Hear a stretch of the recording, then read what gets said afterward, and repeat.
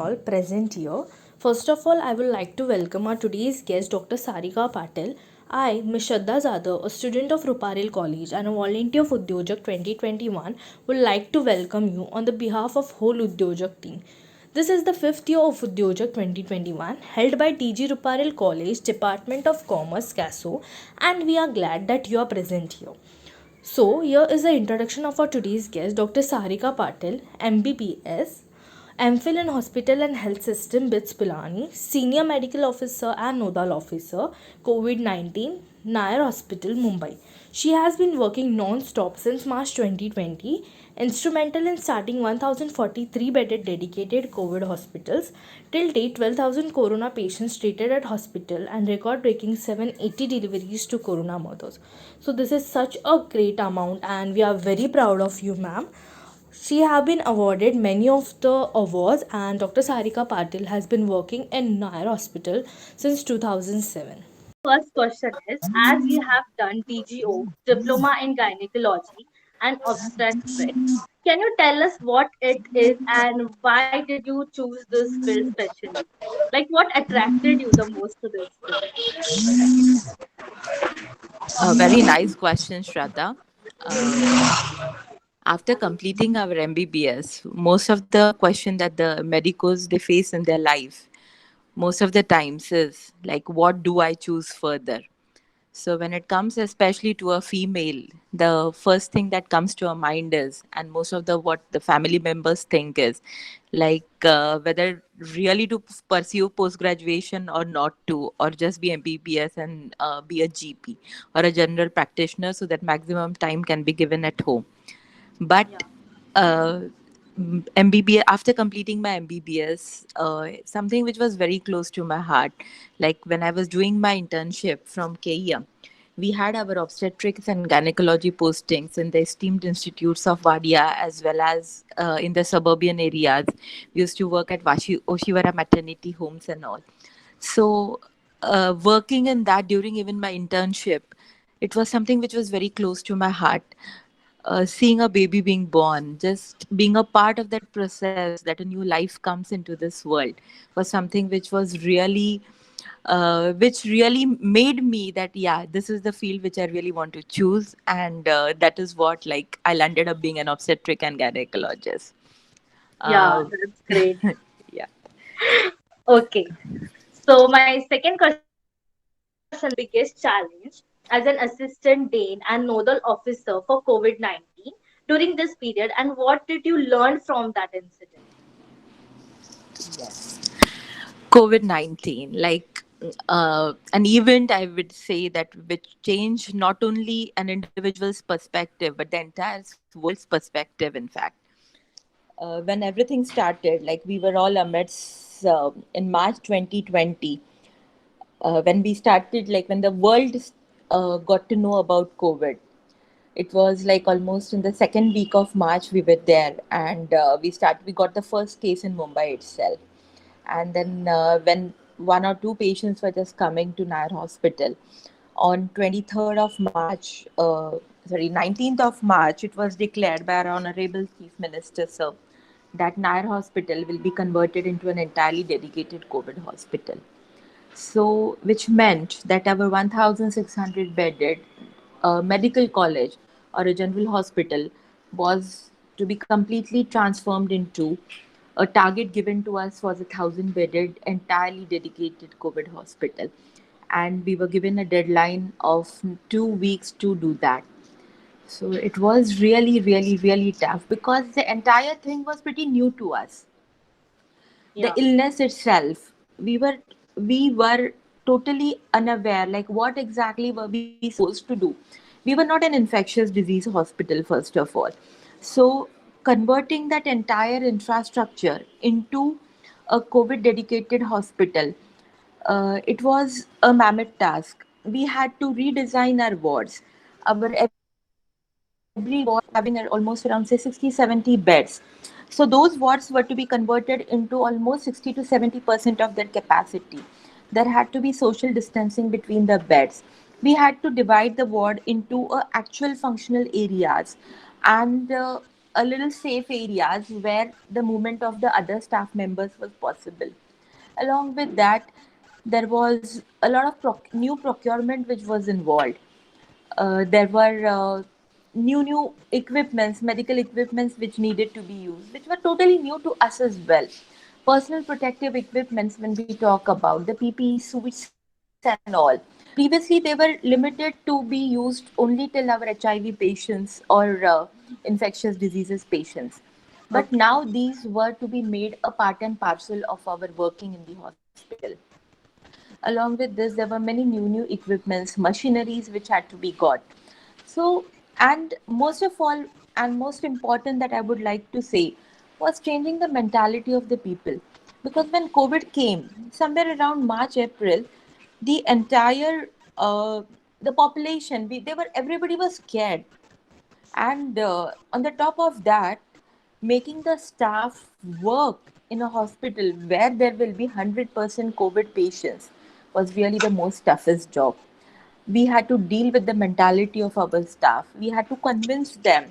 We had to make them aware. We had to make them understand, yeah, yes, that this, and accept it, and then take a step towards converting the entire infrastructure into a COVID one. It was a difficult but definitely not an unachievable task. And I'm very happy to tell you that we could do it very well before our deadline.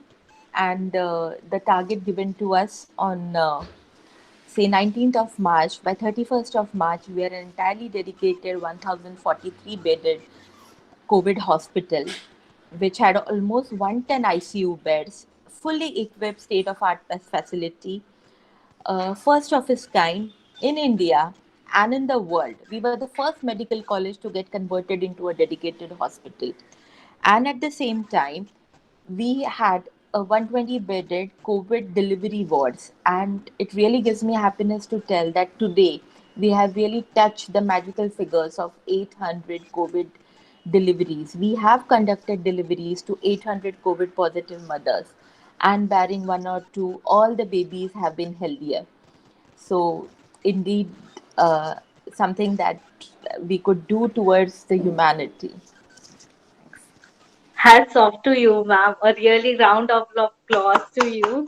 Like you're Thank very you. proud of you after hearing to this much. Third question is, in many cases in India, the doctors are not receiving enough support from the local public. So on this, did you face any difficulty while returning home after your duty period? Really interesting question, dear Shraddha. But well, I was lucky enough, I will say, that at least I did not face anything of this sort. Because, maximum time involved, like we were there in the hospital itself. So we had divided our working pattern in such a way that we used to be quarantined. Like when we were actually working in the hospital, we were working for a period of say 7 to 10 days all together, and then that time used to be in the hospital itself.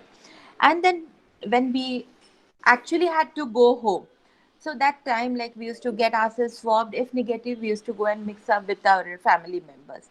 But God is great, and I would say that I had enough of support from my family members, my neighbors, and the local public as well. I at least personally, I did not face any such issue. Yes, that's great. How did you manage your schedule during the peak period of COVID-19? Peak period of COVID 19 takes me back to April, May 2020. It was like we used to be working non-stop in the hospital, because till that time, like, we were totally into getting the infrastructure round the clock. There were we are the phone used to ring continuously, and I was in charge of the ward war room as well, like the Nair Hospital war room. So it was like continuously the landline phone used to keep on buzzing. My phone, my own mobile phone, it used to continuously beep. There were continuously messages coming from disaster management. So it was like, the day used to be divided like actual working hours from say 8 o'clock till night 8 o'clock, where I used to be physically present in the hospital. So during that time, giving my time for arranging the wards, dealing with the local issues of the hospital, the local staff problems, equipment issues, or like the day-to-day basis issues that we used to face in the hospital. After that, like once I used to go home or be in the hostels during that time, like till almost 1:30 2 o'clock, I used to be on the phone managing the patients, like accepting the transfers from wherever the patient was, be it the patient, few patients were at home and they used to ring up the disaster management, and from the disaster management helpline a list of the patients along with the general conditions used to be sent to us, and then according to that the bed allotment used to be done from our end. So 1:30 2 o'clock used to be the time that was allotted for those phone calls, and post that I somehow managed to get 2 to 5 o'clock 3 hours sleep, and my phone used to be on a flight mode, and then again the same schedule the next day.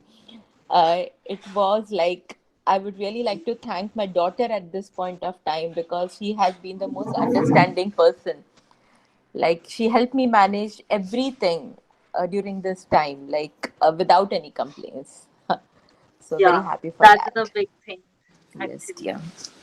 You are working in our hospital since 2007. What changes did you observe between COVID and non-COVID period?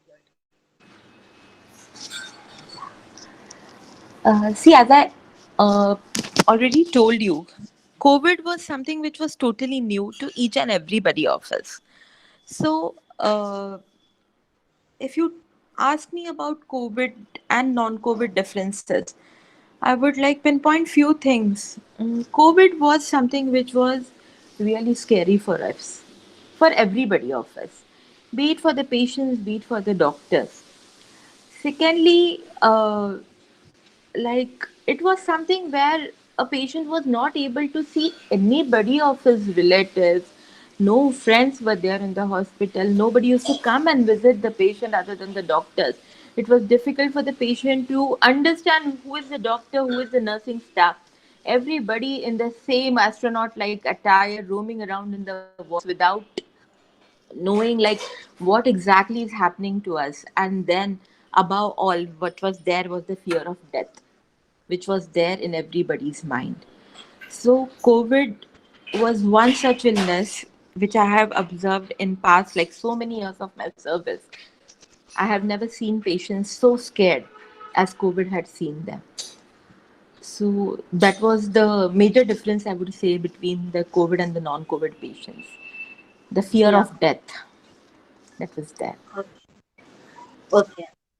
So my sixth question will be, till date 12,000 COVID patients were treated in the hospital and 780 deliveries to corona mothers have been taken place in our hospital. What was your experience in this whole process from last 10 months? Yes. Last 10 months, it has taught me many things. It has taught me to understand my own people, understand my own shortcomings. It has taught me to be patient. It has taught me to be understanding. It has taught me to be innovative, to find solutions for the problems in my own small ways. I would like to give you one small example at this point of time. When when COVID patients started coming to our institution, as you all know, the mainstay of the treatment for COVID has been oxygen. So Yeah. previously, oxygen was something which was not much used in the hospital. In our colleges, we are having like we were self-sufficient enough. We had liquid oxygen tanks in the hospital itself.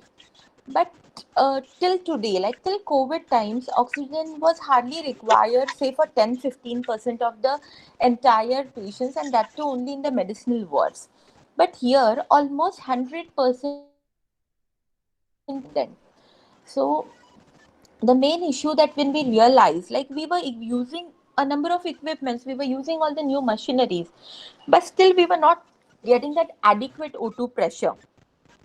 So during that time, what we realized was that our basic infrastructure or our basic system, the oxygen pipes, they were not made, or they were not compatible enough to give that much pressure of oxygen actually to the patient. So we had to get involved in one mammoth exercise. See, when patients were there in the ward, it was not possible for us to stop the oxygen supply, even for the maintenance work. So what we thought of, we got few big nano cylinders, like 100 cylinders around. We involved all our resident doctors, around like say 50 to 100 people working on that. We carried those huge cylinders to the wards. For every 5 6 patients, we attached to one big cylinder. And then this entire exercise of changing the pipelines, like we lay down the external pipelines, we changed the pipelines first. We just waited for the connections to be done. And then, like after an entire 24 hours of exercise, finally with 100 people involved in this entire exercise, we got the pipelines attached. So all these things, like these were totally new to us. So I can just tell you that COVID times made me everything. It was a role of administrator, it was a role of a physician, it was a role of a patient's relative, a role of a patient's friend.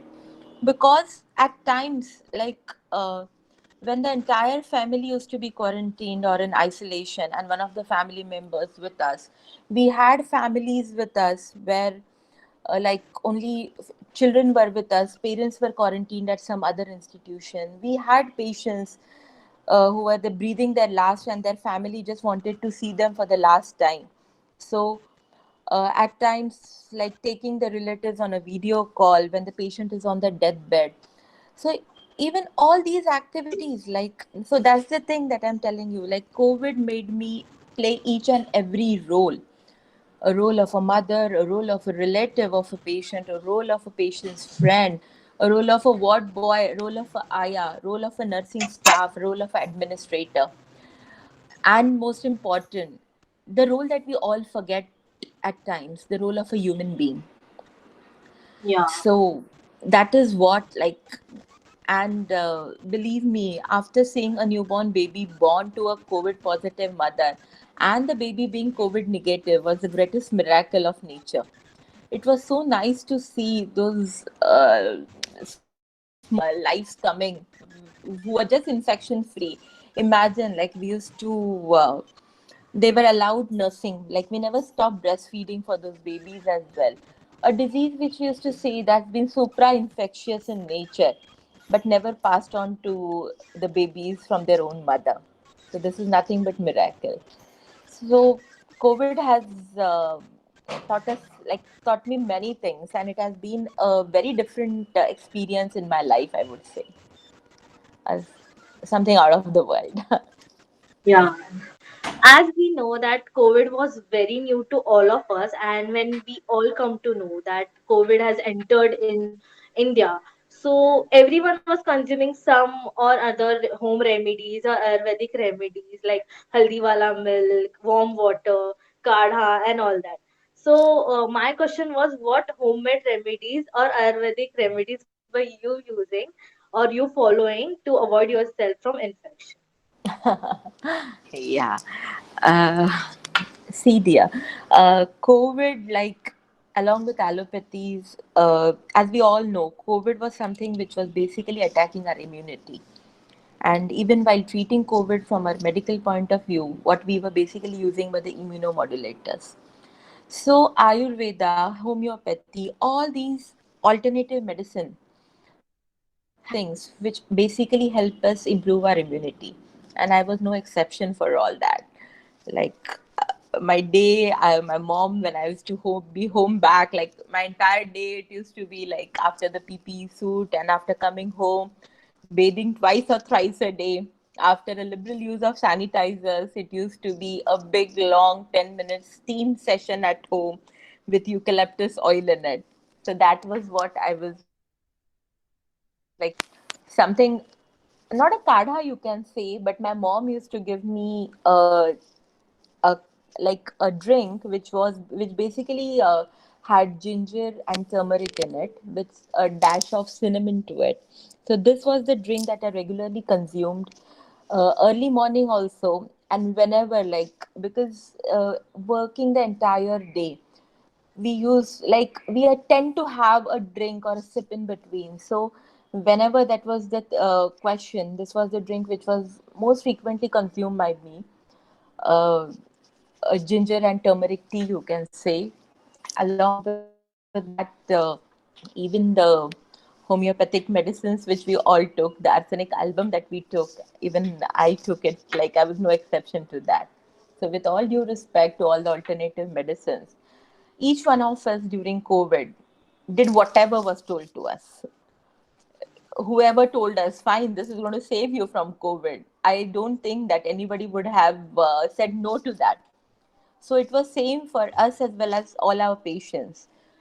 We never stopped even the relatives or the patients if they had any home remedies for that to improve their immunity. We always told them to give go ahead with that.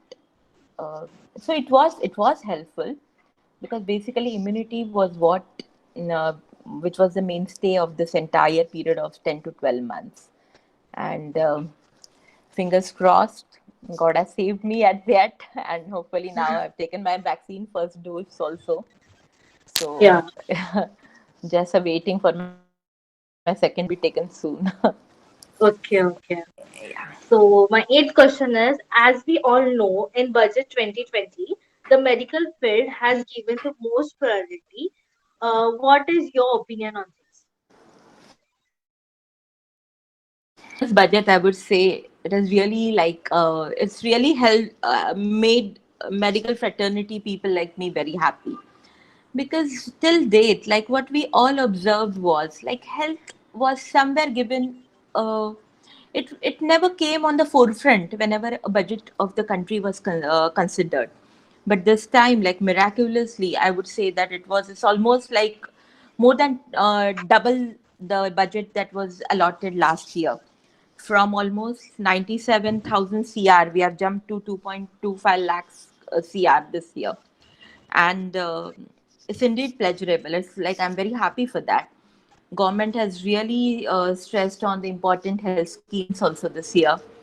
I basically look after the Pradhan Mantri Jan Arogya scheme in my hospital as well. So it has put on, this year also, it is allotted some 6,200 crores of budget for the scheme. Plus, along with that, government is enforcing a new health scheme as well, Pradhan Mantri Atmanirbhar Yojana. So this will be a definitely a boosting thing for all of us. Let's see now. There's a 6-year plan for the same, but government has really done a good thing. And along with that, some more 35,000 CR have been allotted for vaccine as well.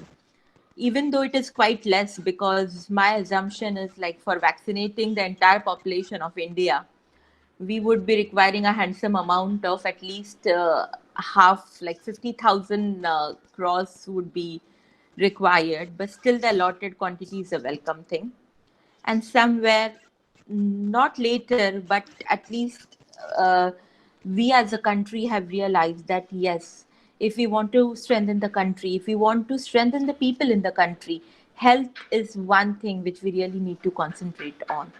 So this is indeed a welcome decision by the government. It's really nice, the allotted budget.